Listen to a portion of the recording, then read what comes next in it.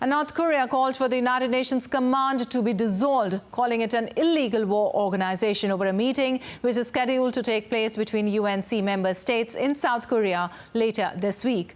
The US-led UNC is a multinational military force and oversees affairs in the heavily fortified demilitarized zone between the two Koreas, which remain technically at war.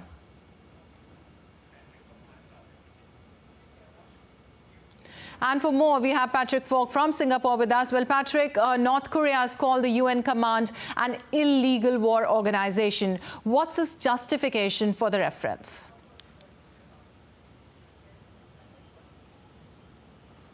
Well, there really doesn't appear to be any clear justification for this labeling, other than the fact that the US and its allies are coming together and stepping up pressure on Pyongyang over its nuclear and ballistic missile activities. It comes, as you say, after the defense ministers of the US, Japan and South Korea came together on Sunday to discuss the North Korean threat and also to devise a new deterrence strategy, the tailored defense strategy to try and deal with North Korean provocations. This will, as you mentioned, involve the deployment of strategic assets, including US nuclear forces.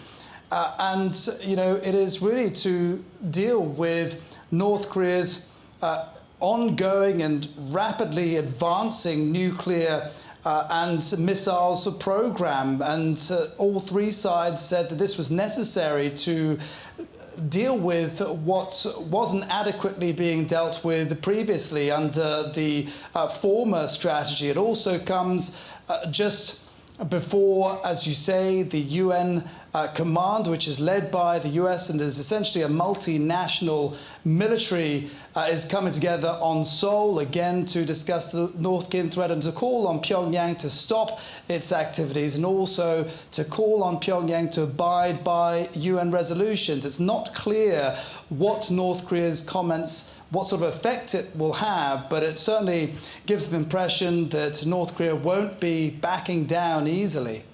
Right. Also, the US, South Korea and Japan will also begin sharing real-time data on North Korean missiles from December. What's the significance of that?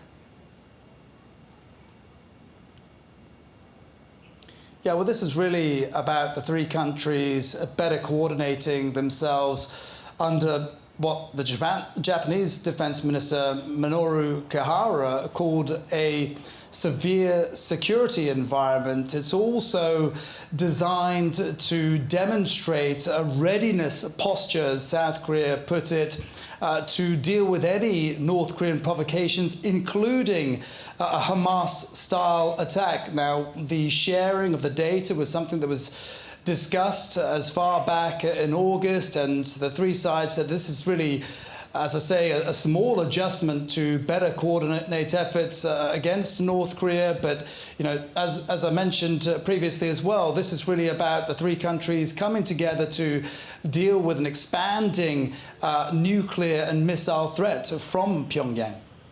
All right. Thank you so much, Patrick, for that information from there.